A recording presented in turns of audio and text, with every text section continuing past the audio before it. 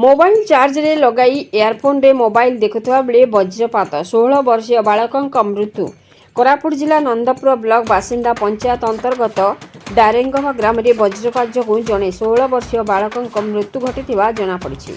मृत बालक हेले डारेंगवा ग्रामर जगन्नाथ सीसांक पुओ भागीरथी सीसा 16 वर्ष। सूचना अनुसार बुधवार संध्या समय नंदपुर अंचल में प्रबल वर्षा सह घड़घड़ी और वज्रपात होता। यह समय भागीरथी मोबाइल को चार्ज लगाई एयरफोन पिंधि मोबाइल देखुवा बेले अघटन घटवा परिवार पक्षर कहुई। घटना पर परिवार लोकों तुरंत 108 आंबुलांस को फोन करते। आंबुलांस जो भागीरथी को नंदपुर गोष्ठी स्वास्थ्य केन्द्र को नियाई भर्ती करा तेज डाक्टर सिद्धार्थ भत्रा परीक्षा करने मृत्यु घोषणा करते।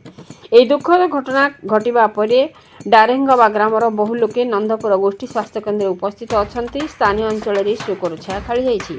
कोरापुट रूपखुड़ा रिपोर्ट मसीहा न्यूज। अच्छा को गाना ना कौन है आज घटना सही किना मोबाइल देखुला वाला केतरा समय होना नोटा भितरे नोटा भितरे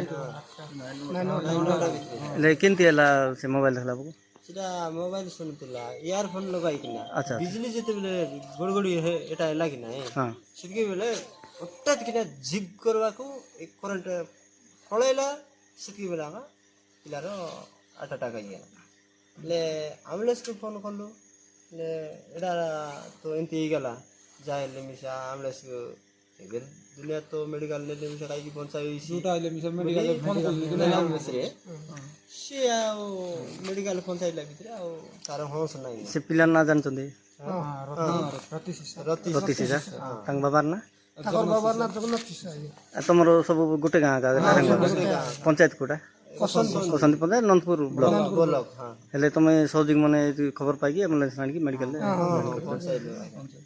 अच्छा जाई देखलनी कि बाबू को हां देखलो देखो तारा होस नाही